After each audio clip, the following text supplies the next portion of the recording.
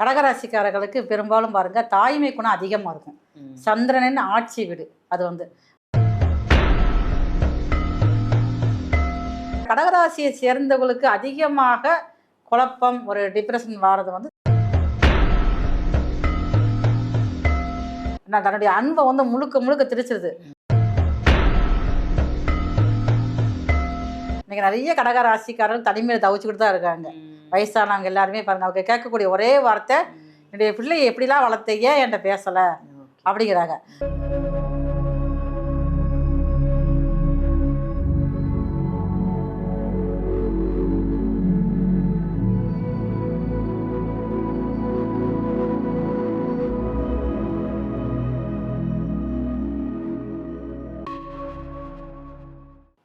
ஆன்மீக பரிகார நேயர்கள் அனைவருக்கும் அன்பான வணக்கங்கள். இன்னைக்கு நம்ம யாரை சந்திக்க வந்திருக்கோம், என்ன தெரிஞ்சுக்க வந்திருக்கோம் அப்படின்னு பார்த்தீங்கன்னா, ஒரு சூப்பரான டாபிக் தான் இன்னைக்கு கொண்டு வந்திருக்கேன். அதை யார்கிட்ட கேட்க போறேன் அப்படின்னா, இவங்க வந்து அஸ்ட்ராலஜர், மலர் மருத்துவம் மூலமா நிறைய மக்களுடைய பிரச்சனைகளை தீர்த்துட்டு இருக்கிறவங்க அப்படின்னு சொல்லலாம். நம்மளுடைய SR சங்கரேஸ்வரி அம்மாவை தான் நாம இன்னைக்கு சந்திக்க வந்திருக்கோம். அம்மா வணக்கம். வணக்கம், நல்லா இருக்கீங்களா? நல்லா இருக்கேன், நீங்க எப்படி இருக்கீங்க? ரொம்ப சிறப்பு. உங்களுடைய பதிவுகள் எல்லாம் ரொம்ப சூப்பர் டூப்பரா போயிட்டு இருக்கு அப்படின்னு தான் சொல்லணும். நிறைய நல்ல விஷயங்கள் மக்களுக்காக நீங்க சொல்லிட்டு வரீங்க. இன்னைக்கு நம்ம பார்க்க போற தலைப்பு என்ன அப்படின்னு பாத்தீங்கன்னா, மன அழுத்தம், டிப்ரெஷன் அப்படின்னு சொல்லுவாங்க. நான் ரொம்ப ஸ்ட்ரெஸ்ல இருக்கேன், ரொம்ப டிப்ரெஷனா இருக்கு அப்படின்னு இப்ப இருக்கிற சின்ன குழந்தையில இருந்து வயதானவர்கள் வரைக்கும் சொல்லக்கூடியதை நம்மளால பார்க்க முடியுது. சோ மேஷ ராசியிலிருந்து மீன ராசி வரைக்கும் டிப்ரெஷனுக்கு, மேஷராசி நேயர்களுக்கான டிப்ரெஷனுக்கு இவங்க தான்ப்பா காரணம், இதனாலதான் இவங்களுக்கு டிப்ரெஷன் வருது, இந்த ஒரு நபர் தான் காரணம் அப்படின்னு ஒவ்வொரு ராசிக்கும் ஒருத்தங்க இருப்பாங்க இல்லையா?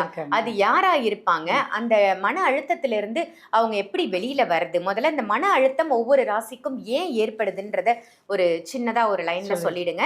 அப்புறம் ஒவ்வொரு ராசிக்குமான அந்த மன அழுத்தத்தை பத்தி நம்ம பார்த்துடலாம். ஆன்மீக பரிகாரம் நேயர்களுக்கு உங்களின் மருத்துவ சோதரர் SR சங்கரேஸ்வரியின் அன்பான வணக்கங்கள்.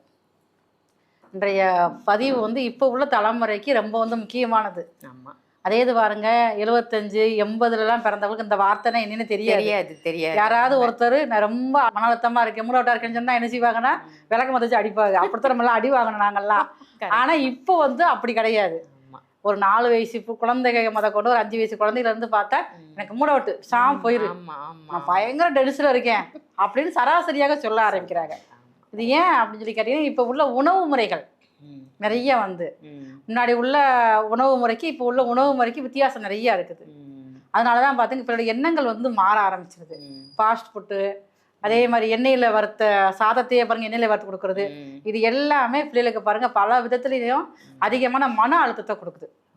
அதே நேரங்களில் முன்பெல்லாம் பார்த்துக்கங்க கூட்டு குடும்பமாக இருக்கும். அப்போ பேரண்ட்ஸ் 2 பேர் வந்து வேலைக்கு போனாங்க அப்படின்னா பாட்டி தாத்தா இருந்து வளர்த்துக்கிட்டு வருவாங்க.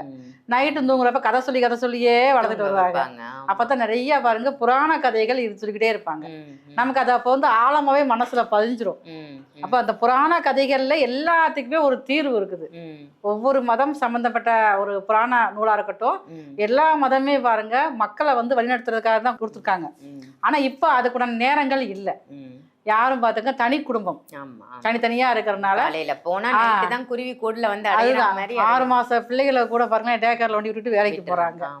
அப்ப வந்து பெத்தவங்க வளர்க்கறத விட அதிகமா வந்து வேலை பாக்குறவங்க தான் வளர்த்துக்கிட்டு இருக்காங்க. அப்படி இருக்கிறப்ப இந்த பிள்ளைக்கு அன்பும் இந்த கவனிப்பும் கிடைக்காது இல்ல. அதுதான் பிள்ளைகளுக்கு ஒரு மாதிரியா இருக்கிறதே பாத்துக்குங்க. அதுக்கு மேல இப்ப ஒரு நவீனமான ஒரு பழக்கம், மொபைல் போனு தான்.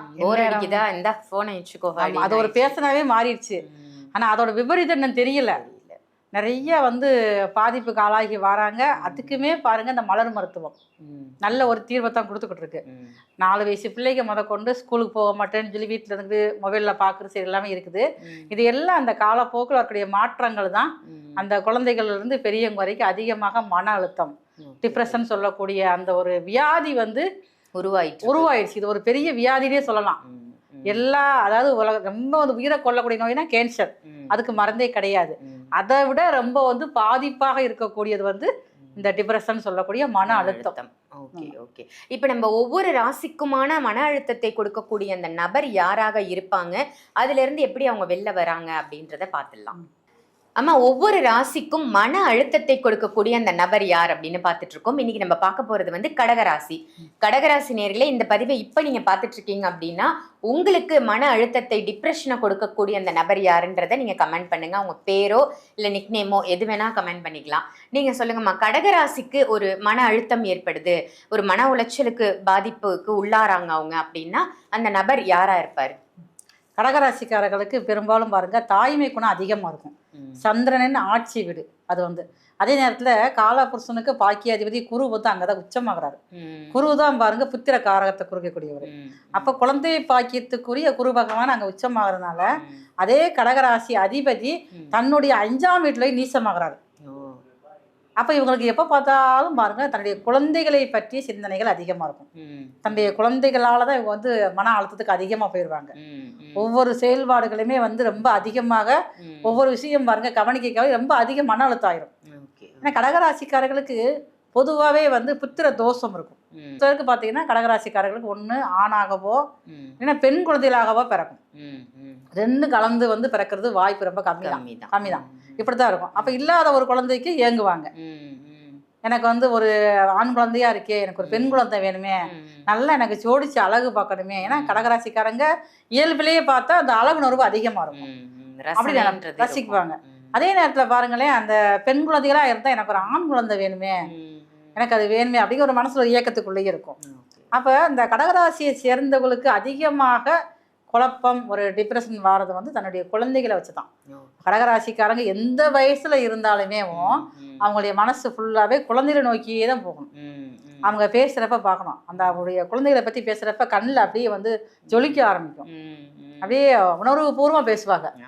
என்னுடைய வாழ்க்கை போச்சு, என் பிள்ளை நல்லா படிக்கணும். அதே மாதிரி ஒவ்வொரு வார்த்தையும் சொல்லி சொல்லியே பாருங்க அவங்களுடைய குழந்தைகளே பார்த்தீங்கன்னா ஒரு அப்படியே ஒரு இறுக்கமா வளர்க்க ஆரம்பிப்பாங்க. அப்படியே அன்பாலே கட்டி போடுவாங்கல்ல, அந்த மாதிரி அன்பாலே எல்லாத்தையும் கொண்டு வர நினைக்கக்கூடியவங்க தான் இந்த கடகராசிக்காரங்க.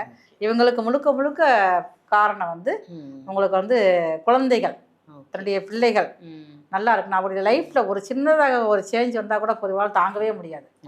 அப்படியே வந்து உலகமே வந்து நீர்ல முழுகிற மாதிரி சோகமா போயிடுவாங்க. அந்த மாதிரி வந்து ஒரு மன வலிமை வந்து தன்னுடைய குழந்தைகள்கிட்ட இருக்காது. மற்ற எல்லாத்துலேயும் ரொம்ப இதா இருக்கக்கூடியவங்க தான். ஆனால் தன்னுடைய பிள்ளைகள்னு வர்றப்ப வந்து ரொம்ப உடைய மனசு இலகுன மனசா போயிடும். அதனாலதான் வந்து இவங்களுக்கு வந்து நிறைய விஷயங்கள்ல குழந்தைகளை வச்சு ரொம்ப கவனமாக இருக்கணும். அதிகமா அன்பு காட்டி காட்டி ஒரு இதா வச்சிருப்பாங்க. அந்த குழந்தைங்க கிட்ட பாசம் ஜாஸ்தியா இருக்கும். அது மூலமா இப்ப நம்ம தங்க கூண்டுல வச்ச கிளி எப்படி இருக்கும், அதுக்கு சுதந்திரம் வேணும்ல. அப்ப நம்ம ஒவ்வொரு விஷயத்தையும் அவங்க நம்மளுடைய கருத்துக்களை அங்க போய் திணிக்க கூடாது. அவங்க அவங்களுக்குன்னு ஒரு இண்டிவிஜுவாலிட்டி இருக்கும்ல. எனக்கு தெரிஞ்ச நிறைய கடகராசிக்காரர்களுக்கு அப்படித்தான் ஒரு மிஸ்டேக் பண்ணிடுறாங்க. நான் தன்னுடைய அன்பை வந்து முழுக்க முழுக்க திரிச்சிருது. ஒரு காரியம் வந்து அவங்களுடைய குழந்தைகிட்ட செய்ய சொல்லி கொடுத்துருவாங்க. ஆனா பாருங்க இவங்க அதை விடவும் மாட்டாங்க. இவங்களே பின்னாடி இன்னும் பார்ப்பாங்க, சரியா செய்யறா. சந்தோஷ் சுப்ரமணி படம் அதே மாதிரிதான் எல்லாம் கேட்டதெல்லாம் வாங்கி கொடுப்பாங்க. கொஞ்சம் நீ ஃப்ரீயா தான் விடுப்பேப்பா அப்படிம்பாங்க. அந்த மாதிரி சொல்லக்கூடிய கடகராசியோட குழந்தைங்க. அப்ப இவங்க வந்து ஒரு வார்த்தை குழந்தைகளே உலகம்னு இருப்பாங்க. அந்த குழந்தைங்க வளர்ந்து ஒரு வார்த்தை ஏதாவது ஒண்ணு பேசணும்னு இவங்க மனசு தாங்காது. எப்படி அதுதான். அதனாலதான் கொஞ்சம் இவங்க வந்து குழந்தைகள் விஷயத்துல கொஞ்சம் ஒரு அடிவை தள்ளிதான் வச்சு இவங்க வந்து பாசம் காட்டணும். அப்பதான் இவளால் மனசுல வந்து தாங்கக்கூடிய பவர் இருக்கும். இல்லை அப்படின்னா இவளால் வந்து எதையுமே தாங்க முடியாது. சீக்கிரமா வந்து டிப்ரெஷனுக்குள்ள போயிடுவாங்க. நிறைய கடகராசிக்காரர்களுக்கு மைண்ட் பாதிக்கப்படுறதும் இந்த குழந்தைகளை வச்சுதான். அதுதான் உளைச்சல்ன்றதோட பசங்க, அது ஆண் குழந்தையா இருக்கலாம் இல்ல பெண் குழந்தையா இருந்தாலுமே. இன்னைக்கு நிறைய கடகராசிக்காரர்கள் தனிமையில தவிச்சுக்கிட்டு தான் இருக்காங்க. வயசானவங்க எல்லாருமே பாருங்க, அவங்க கேட்கக்கூடிய ஒரே வார்த்தை, என்னுடைய பிள்ளையை எப்படிலாம் வளர்த்தைய என்கிட்ட பேசல அப்படிங்கிறாங்க. அந்த குழந்தைகளுக்கு பாத்தீங்கன்னா ரொம்ப இறுக்கி பொத்தி பொத்தி பாதுகாக்கிறாங்கல்ல, அதுவே அதுகளுக்கு ஒரு சோகமாயிருது. மற்ற பிள்ளைகளை மாதிரி நீ விடுங்களேன் அப்படிங்கிறாங்க. அப்படி விடுறப்பதான் அவங்களுடைய விட்டா அவருடைய லைஃப் மாறி போயிருங்கிற பயம் வந்து கடகராசிக்காரங்களுக்கு இருக்கு. பயம், குழந்தைகளை பற்றி பயம் மாறல எனக்குள்ள இருந்துகிட்டே இருக்குப்பா. அதுதான் பிரச்சனை வந்து. சூப்பர். இப்ப இவங்க வந்து இந்த பயத்துல இருந்து வெளியில வரணும், இந்த மன பாதிப்பு மன உளைச்சல்ல இருந்து வெளியில வரணும்னா என்ன பரிகாரம் பண்ணிக்கலாம்? இப்ப கடகராசிக்காரர்களுக்கு அங்கதான் வந்து குரு உச்சம். அவர் தான் வந்து லாபாதிபதியும் கூட.